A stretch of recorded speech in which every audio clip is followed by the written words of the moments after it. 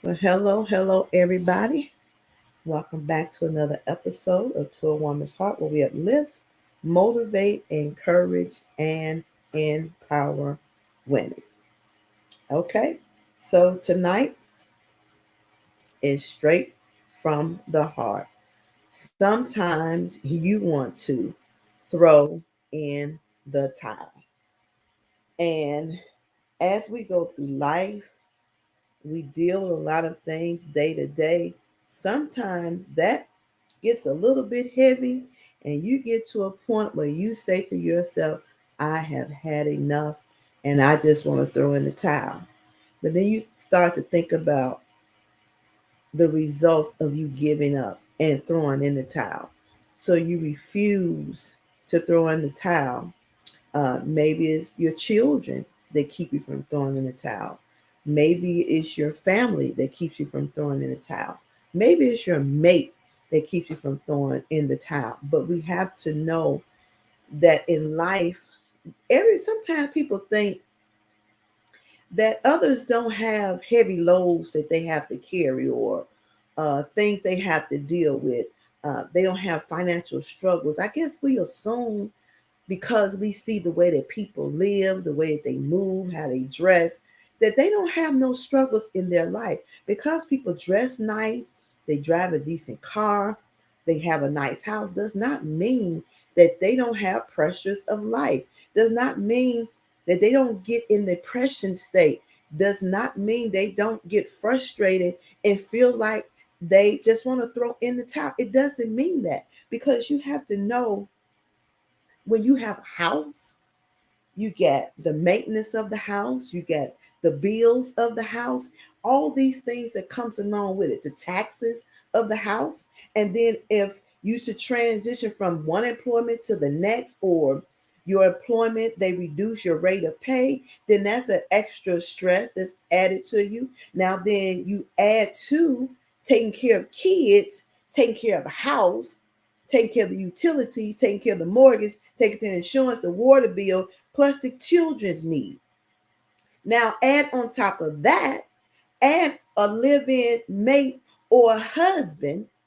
Now you have the house with all the other stuff that I added, with all the children's needs, and don't let them get sick. And then you add on to your mate's needs on top of that. That's a lot of pressure. And then you have your own personal struggles you go through. You go through where if you're over a certain age and you hit menopause, that's a roller coaster ride. And then if you're still in your menstrual cycle, that's another roller coaster ride. And so all these things piled up together can place you in a position where you feel like things are just closing in. You have no room to breathe.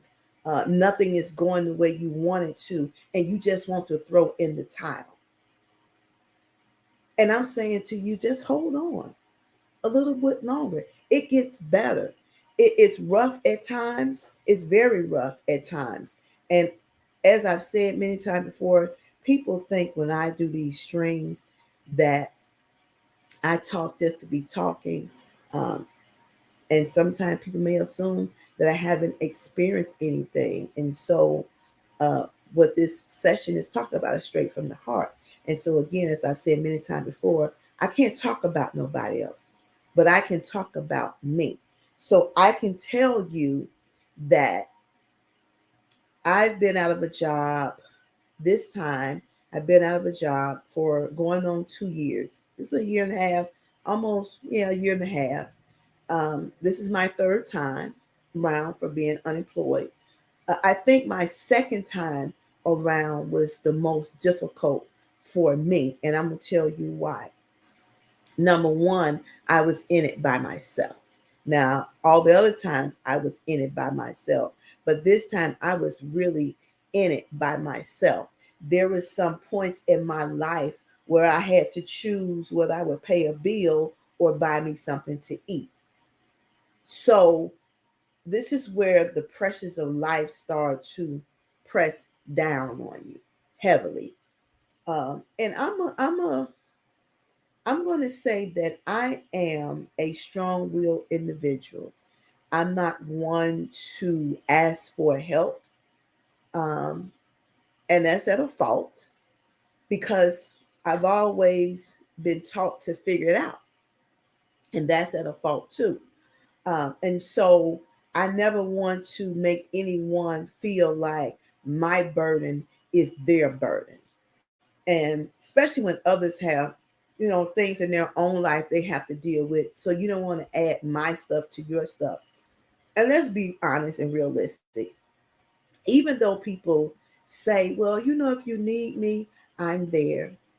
And we really should stop saying that if we don't really mean those words. Because for me, when I say it to anybody, if there's a need, and I know you're struggling, and I know that your back is against the wall, and I can see that you're ready to give up, to throw in the towel, then I'm going to try to do something to help you get out of that mode.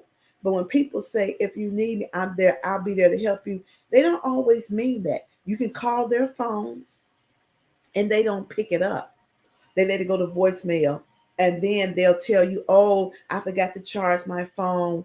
Oh, my phone was messing up. Oh, I didn't see your call. Instead of being truthful, if you're not going to genuinely help somebody out of a situation, don't offer something that you're not willing to do. As simple as that. And so in my second stage of being unemployed, when you're in a house by yourself, sometimes your mind will play little tricks with you because you start thinking and you start getting paranoid, you start getting panicky, especially when you see more money going out than you see it coming in. And so at one point in time, um, to maintain, the lights end up being turned off. Now, am I embarrassed by it? No, I'm not. It's life. It happens. It's a situation. I got out of it eventually, but it happens to the best of us. And it's not always the person who's renting or the person who's owning fault. Sometimes utility companies make mistakes, but here is where the line is divided. So I can't go tell someone, my lights is off, because the first thing they're going to say, well, you didn't pay your bill. Well, that could be a factor, but it also could be a factor that they made a mistake on the bill. That can be a factor too. And I know a lot of people, a lot of individuals, they get the disconnection notice and they ignore it. I understand all of that. But sometimes circumstances of life puts you in a position where you have to pick and choose which one you're going to do, one or the other, because of financial reasons. And it's in those times that you lean on God for a solution. And it's in those times that the pressure gets so heavy that you do feel like you want to give up. And you ask yourself the question, why me? Why am I dealing with this? It's too much. But we don't want to be honest with ourselves when we get in those type of positions. It's just like, um, when my son was born and he got out the hospital, and I was dealing with all these doctor's appointments and him being sick, and then me being sick on the other hand, he in one hospital, I'm in another. The pressures of not being able to be present when he needed me because I'm over here with the doctors telling me what I need to do for myself to be healthy and whole, but I can't be healthy and whole because I'm worried about my baby that's in another hospital. These are the kind of pressures in life that pushes you to a depression stage, that pushes you to, some people, to suicide, that pushes you to think that you don't have no way out. And no matter how you tell people, individuals, that you feel like you're about to explode, or you feel like you can't breathe, or you feel like you can't take another step, that's when you know you're at that point where you want to throw in the tile. You want to give up. And again, that mind is tricky. It's real tricky. And it can get you to a place that it puts you in such a depressed state that sometimes you'll slip into that depressed state before you even realize you're in it. And once you get into that state, it's hard to come out of it. It's so hard to come out of it. But we don't want to share this type of information. We don't want to share the journeys that we go through again. And I've said this over and over again because the fear of us being judged. But everybody has had a pressure point in their life where they wanted to throw in the towel. They wanted to give up. And being in a state of unemployment is a lot of pressure. If you've never experienced that, it is a lot of pressure because now you're looking at your surroundings, now you're looking at your finances, now you're looking at your living situation. If you got kids, now you worry about how you're going to take care of your kids, how you're going to feed them, clothe them, and meet their needs. And a lot of mothers sacrifice their hunger to make sure their kids eat in those situations. And this is where I'm saying to us, we have to, we need to, we should want to step up and be more helpful to others because, again, the pressures of life, loss of a job, um, your house caught on fire and everything is destroyed in the fire. Maybe you experience what you thought was going to be a pleasant divorce, and maybe it ended up being difficult divorce. Those are pressures of life. Maybe you and your husband, your mate, decided to have a baby, and somewhere down the line, you got the bad news that the pregnancy needs to be terminated. Those are stresses of life. You work for a company for 20 years, and all you need is 5 more years to retire. And they decide to relocate to a location, but you don't want to uproot your family and move. Those are pressures of life. Other pressures of life, when we as women have female issues that we have to learn how to deal with, our emotions changes. We get news of fibroids. And again, I can talk about me.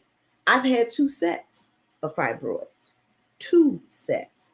Like I've said in other streams, I've had 2 myomectomies, I've had 2 laparoscopies, I've had a small bowel obstruction, I've had a hysterectomy.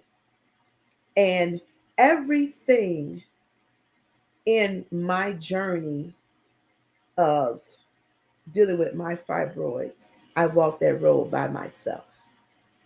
Nobody was able to share pertinent information that I would need. Nobody told me about the emotional roller coaster ride that would go along with, dealing with fibroids.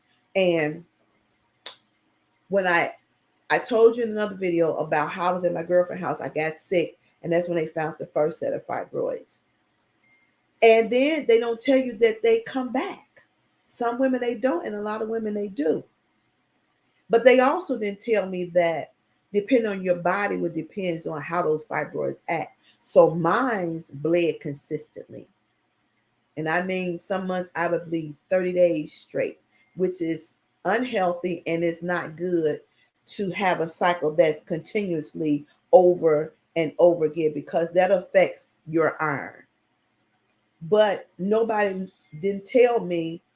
Even the doctor was saying, well, you need to have this surgery to save your life. And my struggle with that was I wanted to have more kids. I did. But because of my fibroids, because I bled consistently, because of the issues that I had, I could not keep my uterus because of the fibroids.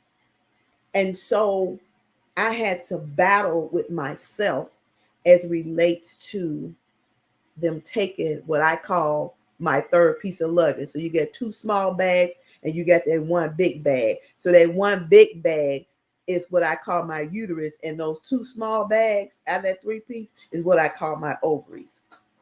And so nobody never told me about the emotional and the mental aspect of a doctor telling you that they're going to take your uterus, which means in your mind, you're not going to be able to have any more children. And so, even though the doctor said that, keeping the fibroids and not having them removed was going to be life threatening for me, like I told my physician, I have to get to a mental space, because let's be realistic, ladies. If you're mentally out of balance, your body will not heal right physically, because you're not in tune together. And so that was my struggle for a long time. I had to battle with not being able to produce again. And then the emotions of feeling like you're less than a woman. And then you look around at everybody else and you see they have their children and their children is growing up. And it was a struggle for me at that particular time. And I didn't realize how much of a real struggle it was until I got further down the line. And so once I, tussle with myself as relates to um, having the fibroids removed, um, I went on and they removed the fibroids with the myomectomy. So I had those removed. It was 3 fibroids, and they had shifted my organs like you would not believe. And so once those fibroids was removed, the roller coaster ride started. Not just spiraling straight into menopause, which nobody prepared me for. I had been dealing with some night sweats, but when I tell you, when they took that third piece of luggage, that it pushed me on down the road to menopause, your emotional, your hormones are out of balance. And just to go from like mild night sweats to just water running everywhere from your head, up under your neck, behind your ears, all that's a lot to take in. And that is enough to push you over the edge and just want to throw in the towel and say, look, I don't want to do this anymore. I don't. Being a woman, if we really sit down and think about it, is a job within itself. If we think about all the things that we as women go through just to be that woman, it's a lot. It's a lot. And so you got to think about those women who endure those type of things that affect who they are as women. And then some women, even as I was talking to them, that had the ones that they pulled from the vaginal area, they lost their sex drive. And so now you're in a position, some women, you got your hormones, they're not working like they should. You have your partner over here, and he don't understand really what you're going through, and you really don't know how to explain it, but you got this emotional roller coaster ride that's going on inside of you that you're dealing with. And then your partner wants to cuddle and he wants to do all these things. And this is where you really start to feel less than. That's another form of where you get to a point that you want to throw in the towel. You just want to be by yourself. And I'm assuming that some of this is probably so much pressure that marriages dissolve because of that. Because the communication has cut out, and the wife don't know how to explain to the husband what she's going through, and the husband understand what the wife is going through because she's silent. She don't want to verbalize it. She's angry, she's frustrated, she irritated. Those are the pressures of life that will cause you to throw in the towel. Somebody taking your reputation and trashing it will cause you to throw in the towel. Somebody not seeing your worth will cause you to throw in the towel. And it has happened. So some of us think, again, people dress up the outside. They can fix it up. You can paint walls, you can change windows, but on the outside, it looks like a pretty house. Perfect windows, nice red door, got the awnings on it. the siding, or it's painted, it's brick, it's stucco, whatever it may be. The outside is dressed up nicely, but the inside is raggedy, is I don't know what. And these are the things that's in our life that causes like little unraveling of strings, because the pressures, it comes from all different angles, and it becomes so much that it comes from every direction. You don't know how to deal with it. It's like standing in the middle of 75 miles per hour wind that's just coming every which way, from your front, from your back, from your left side to the right side, from the top of your head to the sole of your feet. You can't catch your breath. The wind is tossing you from one side to the other. And those are the issues of life that we deal with. Then we have to find us a place where we have to be able to regroup, get our feet flat back on solid foundation so we can move forward. But it's not easy said than done. It's hard.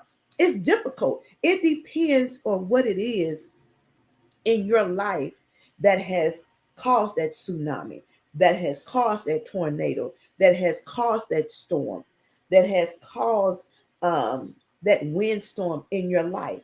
And a lot of people don't survive it. They just don't, because it's too much of a burden, it's too much of a load to carry. It's too heavy for them. And for those who are able to carry that load, I applaud you. Good job. You found a way to get back to yourself. You found a way to step back and reapproach. And a lot of times for us as women, we take on so much and we don't realize that we're at our limit when we're taking on too much. And some of us don't know how to step back and reapproach. We don't know how to do that. We just stay stuck in that rushing wind, and it's difficult for us to get back out of it. Hence why, like I said, some people get to a point where it's the load is so heavy that their only option they feel that they have, because nobody wants to listen, no one understands, and the individuals, the friends, the families, the co-workers who said, if you need me, I'll be there, and they don't show up, then they sit in their houses and their mental starts to play with them. And it starts to tell them, don't nobody care about you. You're not important. So, you know what you should do? Just remove yourself from the situation. They won't miss you. They didn't like you no way. You wasn't that important to them. They only pretended to like you. And so you sit there pondering all these thoughts of what your mind is telling you. And some people actually say this to you. They actually say this to you. And most of the time when somebody, they're trying to break you down. They don't like your strength. They don't like your boldness. They don't like your confidence. So because they don't have it, they find a way to, you know how you get an ice pick and they chip away at you until they get you down to your core, and then they just kick their feet and you just crumble. You just crumble. And so when individuals are at a point of no return because of the pressures of life, they sit down and they think about how to end their life.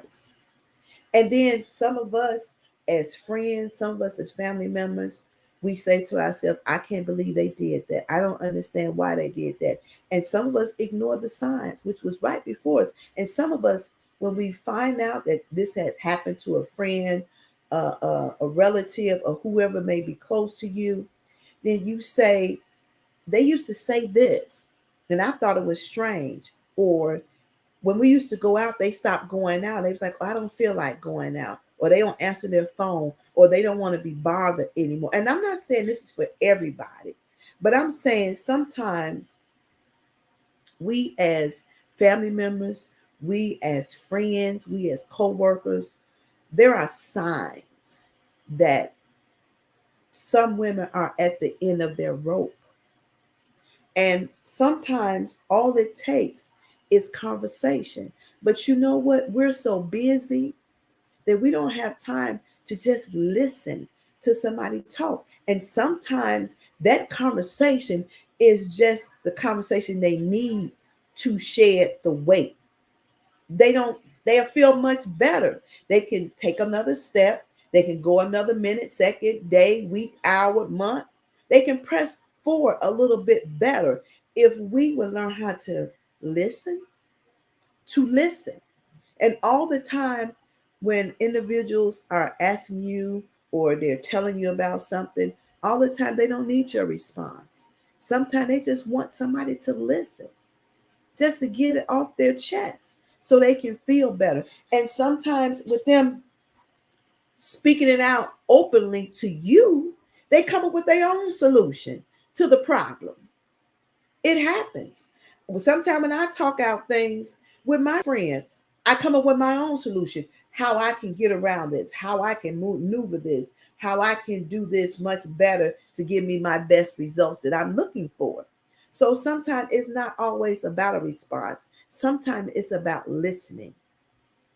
And sometimes, you know, sometimes you can send a virtual hug. You can send some hearts. You can just say today, a text message, say today, I was thinking about you. And I just want to encourage you, whether you're going through something or not, today is a good day. And sometimes that's all people need, just for somebody to show that they care. We have become, some of us have become so heartless and so cold without us even realizing that we're heartless and we're cold. You know, when uh, individuals, like wives, lose their husbands or their boyfriends, or they lose family members, they lose co-workers, every any something like that. When you get the announcement and the text message and Facebook and the phone calls that somebody has transitioned, we immediately go to the house if we're local. Uh, excuse me. We immediately go to the house. You know, we sit around, we call, we talk, and we text, and we check on them when the onset of the transitions occurs.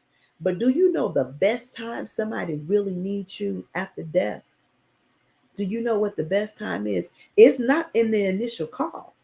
It's not, because they're going to have somebody in their space all the time until the funeral take place. They're going to get phone calls, they're going to get text messages, and people are going to drop off chicken and more chicken and more chicken. Um, they're going to offer to help any way that they can, any way that they can. And if they have a church home, then their church family will step up to the plate and be there for them. But your needs, their needs are met best when everything is over with, because now it's quiet. Now I'm in a place where I realize this individual is not here anymore. The person who I'm used to laying next to and waking up to every morning is no longer here. The person, the child that I birthed is no longer here. So I walk past that room all the time because I haven't dismounted yet. I don't have the heart. I don't have the strength to dismantle it. So I'm walking past that room. So all these emotions are coming up. My phone is not ringing anymore. The doorbell is not ringing anymore. Nobody's bringing over any more chicken. Now I'm left by myself to be to myself with me and my emotions. So if you want to do somebody a great service, if somebody transition, spend most of your time after the fact. Let those who can come before, let them go.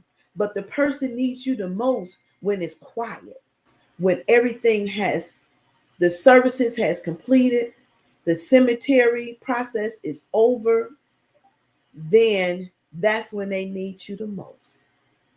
Think about it. And again, let us learn how to listen to the people we say we care about. Caring goes a long way. It's not just about us. It's not.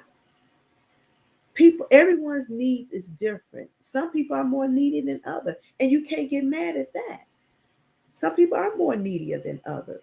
But if we're gonna have the heart of giving, we're gonna have the heart of being compassionate, we're gonna have a heart of being understanding, then we're gonna have to learn how to adjust and meet people where they are, when they're struggling with some things.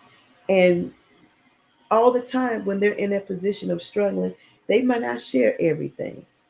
They may not. But sometimes we don't make it the conversation comfortable enough, and we don't make people feel comfortable enough that they can feel like they can come to us and talk to us, because we feel like sometimes, they over exaggerate, you're doing too much, or you reading too much into that. And so in a sense, you're negating their feelings or how they feel about something at that particular moment. You may not understand why they feel it, and you may not understand how they got to that point. And it may not be just one incident, it may be multiple incidents, but you're not with them 24/7. You don't understand what they're dealing with. And these are pressures that can place people in a position where they want to throw in the towel. And we don't understand that. When you go through so many things, you're dealing with sick parents, you're dealing with sick children, you're dealing with loss of a job, you're dealing with financial stress and strains. All that piled up is a lot. It's a lot. So let us be more understanding. And if somebody call you and you're not in a good mood, you don't feel like talking, I prefer you don't answer the phone. Don't answer the text, or tell them you'll get back to them, or just tell them today is not a good day. Because all the time we're not in a position to take on somebody else's struggles, because ours have become too much. The mountain of our struggles is too high, and we can't deal with those struggles right then and there. So we have to take a step back to rejuvenate for ourselves, our mental and our emotion. We have to keep it intact, because we have taken on too much of our own stuff. We have our own stuff to deal with. And then when somebody places a call or send a text and they want to place other things on you, and mentally you're not ready to deal with that at that particular time. Maybe another time. Maybe they can call another friend. But don't just push somebody aside because you would want nobody to push you aside. Stresses of life is heavy. It's really heavy. And it depends on what it is. And if those individuals, a lot of people don't have support systems. They just don't. And it's difficult when you don't have a support system. It's difficult when you don't have nobody that you can, talk to and share information. Everybody needs somebody for a listening ear or just support, period. So just understand that life can be a heavy weight. And sometimes you get into a position where you want to throw in the towel and you just want to say, I've had enough and I want to give up. I'm over it. I want to check out. I can't do it anymore. So let us be conscious of that, because suicide is real. It is really real. And I don't think we realize how real it is. And we think it cannot happen to nobody in our family, and it can. The best person that you think is in a great position potentially could be the worst person in the worst position. So never assume that because they have it all together. You don't know what's going on inside their head and their mind. You don't know the struggles that they're dealing with, the tug of war that's going on mentally with them. So I just want us to be a little more compassion, a little more understanding, and let us, keep our word. When somebody you tell somebody, I'm here for you, then be there, be understanding, be that listening ear, so they won't get to a place where they want to give up and they do want to throw in the towel. It is a sisterhood, truly. It's a community of sisters, and we all have struggles. So we can't sit here and say that nobody has been through nothing, because we've all been through something. And that's something that we've been through can help somebody else on their journey. so they won't get stuck the way we got stuck. And there's nothing wrong with sharing. It don't take nothing away from us. A lot of people struggle with the weight. Weight journey is a heavy load. It's real heavy. And that's enough to throw in the towel. We don't understand. Dealing with an illness is enough to throw in the towel. So people have different things they deal with on a daily basis. I just want us to be conscious of that and have a little more compassion for others. That's all I'm saying. All right. Don't forget to follow us on Facebook, Instagram, Twitter, Tumblr. Subscribe to the YouTube channel. Go over to awomansheart.org. Subscribe to the social media. Go on the website. Buy your t-shirts. I'm asking you ladies to get your t-shirts. I have on one today. Sometimes you have to breathe. And then throwing it, when you feel like you want to throw in the towel, sometimes, ladies, you have to breathe. You have to take a step back, regroup, and reapproach. All right? Take care. Until we talk again, talk to you later.